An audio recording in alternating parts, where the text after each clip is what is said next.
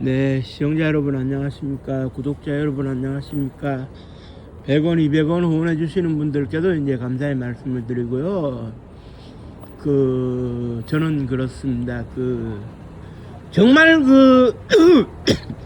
제 동영상을 보고 단돈 100원, 200원이라도 후원할 가치가 있다 라고 느끼는 분들은 뭐 이제 후원해 주시는 거고, 그냥 들어도 후원까지의 그런 가치는 없다 그러면은 이제 후원을 이제 안 하시는 거고, 저는 뭐 100원, 200원도 소중하지만 방송을 들어주시는 것만으로도 소중하다고 생각하기 때문에 저는 개의치 않고요. 일부 정치 유튜버들이 한번 방송을 할 때 억 단위로 모금을 한다는 거에 대해 가지고 저는 관심이 없거든요. 물론 뭐 저도 사람인데 왜 욕심이 없겠습니까? 저도 수익 채널로 전환하고 싶은데 이게 시청 시간은 많이 안 나오기 때문에 좀 더 분발해야 될 것 같고, 오늘 뉴스가 나온 것이 이제 뭐냐면, 일본에서 1905년도 그때 2월 22일이었던가요? 양력으로 시네마현 고시라고 그래가지고 이제 발표를 한 게 있었어요. 이제 자기들 마음대로 이제 발표를 한 건데, 그러니까 이제 쉽게 말해서 이런 겁니다. 독도하고 가장 가까운 섬이 오키섬이에요. 물론 뭐 울릉도보다도 더 멀죠. 제가 알기로 울릉도에서 독도까지가 한 72km 되는데, 독도에서 오키섬까지가 189km로 이렇게 확인되어 있거든요. 그래서 울릉도 저기 좀 높은 언덕에 올라가면 독도가 보입니다. 그리고 이제 독도를 조망할 수 있는 전망대도 마련이 되어 있고요. 물론 최고봉인 성인봉에 올라가면 더 잘 보이겠죠.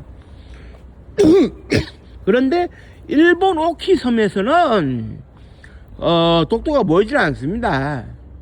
거리가 있어요. 그리고 이제 중간이 이제 해상의 국경선이 되어질 수가 있는데, 오키섬을 관할하는 곳이 시네마현이고, 시네마현에서 1905년도에 그런 2월 22일 날 시네마현 고시로 독도를 자기 관리하는 영토로 이제 포함을 시켰더랬어요. 그러니까 이제 일본 중앙에 이제 그때 당시에는 메이지 유신의 주인공이었던 메이지 덴노가 살아있을 때인데, 메이지 덴노가 이제 땅을 해가지고 이제 일본 영토로 편입한다 이게 아니고, 시네마현 자체적으로 우리가 관리하는 영토로 포함을 시켰다.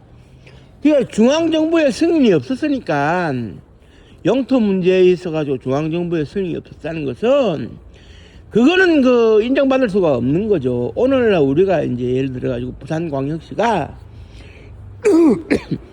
대마도를 우리가 관리하는 영토로 인정하겠다 했을 때 어떻게 되겠습니까? 일본이 가만히 있지도 않을 뿐만 아니라 한국 정부에서 왜 부산광역시가 마음대로 결정하느냐, 이 국가 간의 이제 중요한 문제인데 이렇게 이의제기를 할 겁니다.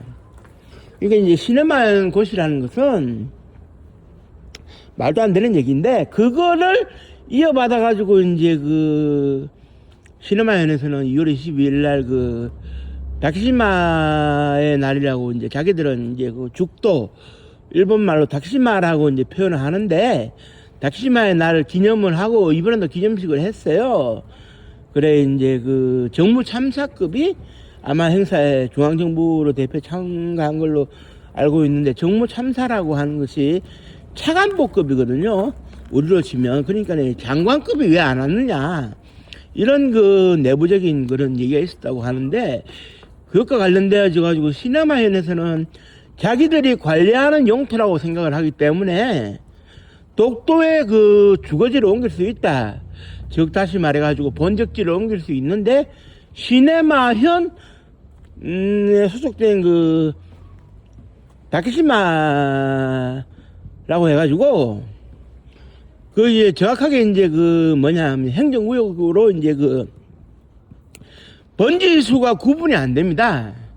자기네들이 번지수를 임의로 정할 수가 없기 때문에. 그래서 이제 다케시마현 시네마현 다케시마라고만 이제 해오기를 해서 그런 그런 본적지를 옮긴다든지 호적을 옮긴다든지 해가지고 옮긴 사람이 한 112명이 되는 것으로 이게 파악이 되고 있는데요. 그건 뭐 자기네들 마음대로 하겠다는데 그것까지 우리가 이제 말릴 수는 없는 일이고, 이 같은 일의 근원은 도대체 어떠한 측면에서 일어나는 것이냐, 이렇게는 볼 수가 있을 것 같습니다. 1949년도에 그 당시에 미 주둔군 사령부, 그러니까 미 태평양 육군 총사령부의 사령관이 메가더 원수였는데, 메가더 원수가 주둔군 사령부라 해가지고 일본 도쿄에 GHQ 사령부를 설치를 했어요. 그래가지고 일본 점령 통치를 하고 있었고, 그 사람이 그때 당시에 푸른 눈의 천황이라고 이제 불렸던 게 이제 기억이 나는데, 일본의 천황하고 빗대가지고 푸른 눈의 천황, 간대한 천황 뭐 이렇게 얘기를 그때 하고 했었는데, 여기서 어떻게 되느냐, 1949년도에 GHQ 사령부의 입장을 어느 정도 담아낸 헌법이 이제 발표가 돼요. 그리고 이제 일본이 새로운 내각을 구성을 해요. 그러니까 그때는 정확하게 이제 말씀드리면 자민당이 생기기 전에 자유당과 민주당이 이제 나눠져 있어가지고 보수를 지향하면서도 약간의 이제 진보적인 사람들도 좀 이제 끼어 있는 그런 상황이었거든요. 그런 가운데 이제 일본의 이제 새로운 전후 이제 내각이 출범을 했죠. 출범을 하고, 그렇게 되니까 이제 일본을, 미국의 입장에서 일본을 유엔에 가입시키고 국제사회로 나오게 하기 위해서는 강화조약이 필요하겠다. 그래가지고 이제 1951년도에 샌프란시스코 강화조약을 이제 체결을 하게 돼요. 그래 이제 일본의 국제적인 지위를 확인할 수 있는 그런 강화조약인데, 그때 당시에 이제 강화조약이라고 하는 것은 어떤 의미냐면, 승전국의 논리에 따라 가지고 이제 강화조약이 체결된 게 아니었어요. 그게 이제 무슨 얘기냐면, 그때 당시에 강화조약을 주도했던 사람이 에치슨 국무장관인데, 에치슨 국무장관의 입장에서 이제 어떻게 되느냐 하면은, 일본과 그 이전에 이제 전쟁기에 이해관계가 있었던 당사자들을 모두 모아가지고 이제 강화조약을 뭉뚱그려 흐려가지고 이제 체결한다, 이런 입장이었어요. 그런데 이제 여기서 이제 중요한 것은 이제 네덜란드 같이 그때 당시 네덜란드가 인도네시아를 점령하고 있었으니까 거기에서 이제 끌려가서 피해를 입은 네덜란드인 그런 성노예 문제를 제기를 해가지고 보상을 받는다든지 하는 식으로 부분 보상이 이루어진 것도 있고 그냥 넘어간 것도 있고 뭐 이렇게 좀 복잡다단했어요. 그런데 이제 이해관계를 따지자면은 우리나라하고 이제 중공 대만이 빠질 수는 없는 노릇이에요. 없는 노릇인데, 그때 당시에 대만이 어떠한 입장을 표명을 안 하는 바람에 대만은 그냥 자연스럽게 넘어가게 되고, 그 다음에 중공의 경우에는 뭐랄까요, 샌프란시스코 강화조약 자체를 무효로 규정을 했어요. 우리는 그런 엉터리 무효 조약에 조인하고 싶은 생각이 없다. 물론 마오쩌둥 입장에서는 차후에 일본과의 국교 문제는 또 따로 생각하겠다, 뭐 이런 의미였을 수 있는데, 그런데 우리나라는 어떻게 되느냐? 일본과의 직접적인 이해관계가 있잖아요.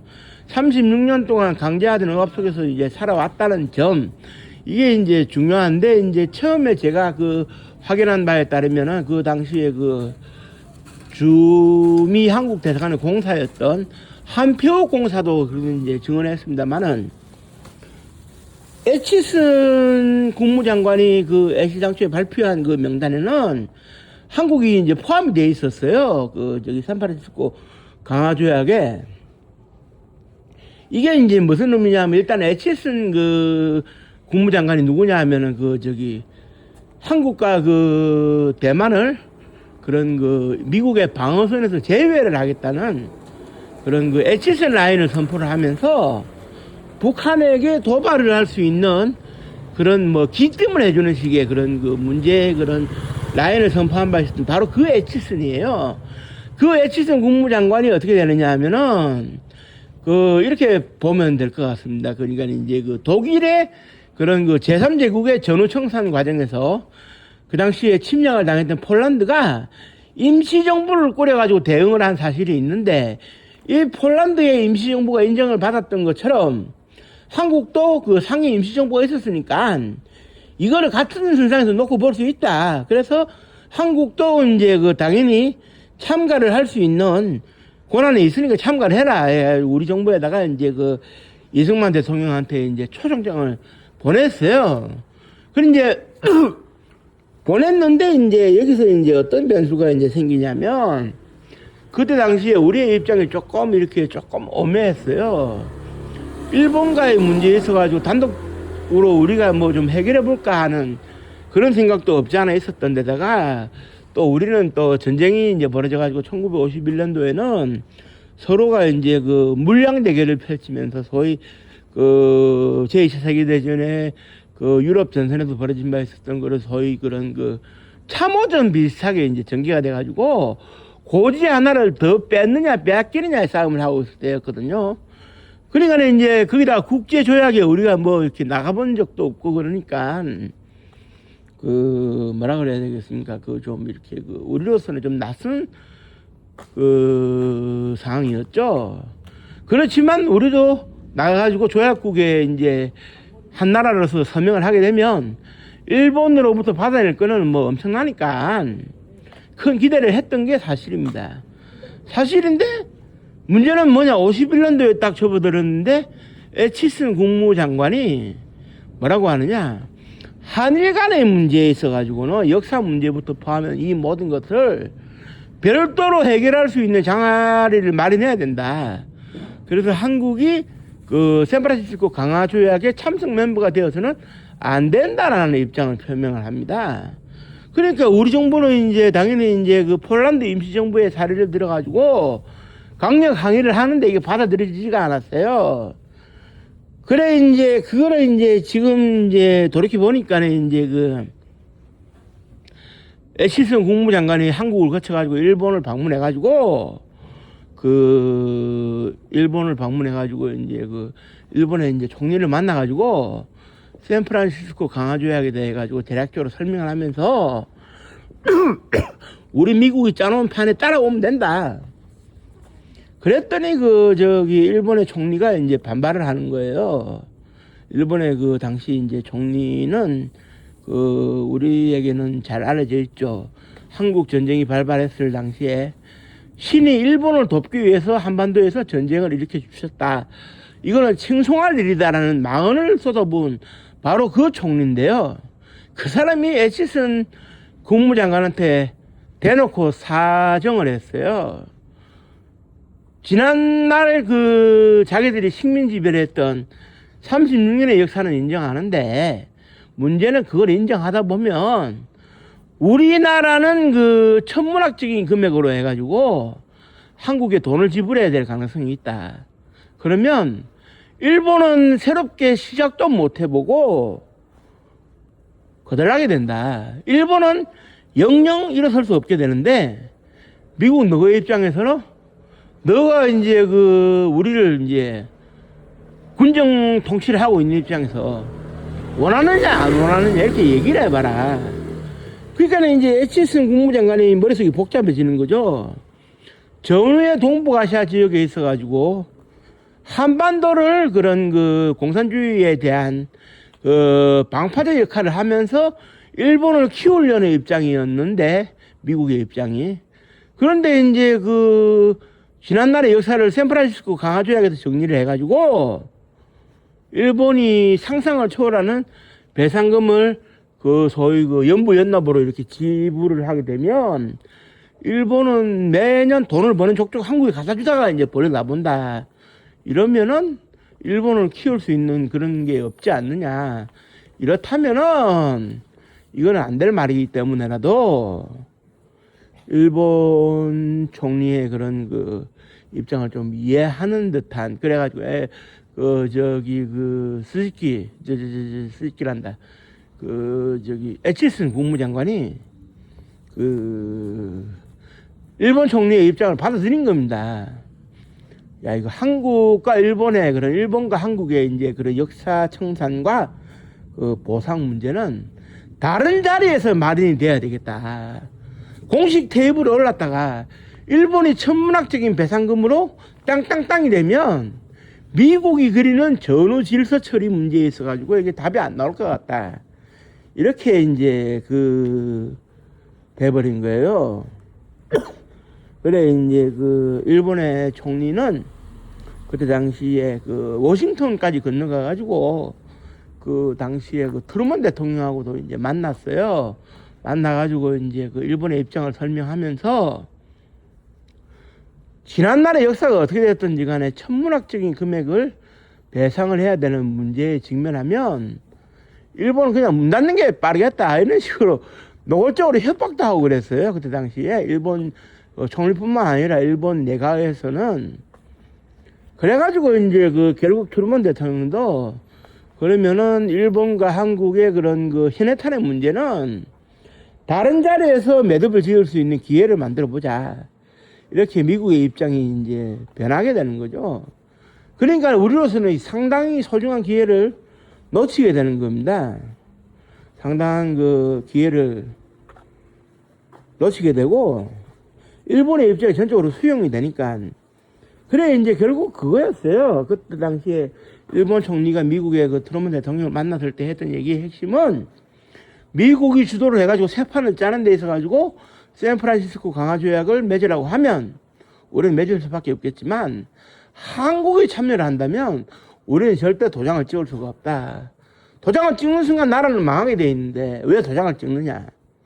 그래, 이제 소위 울고를 하고 불고를 하고 애원을 하고 애걸을 하고 복권을 해가지고 왜 한국이 이제 명단에서 빠지게 됐어요.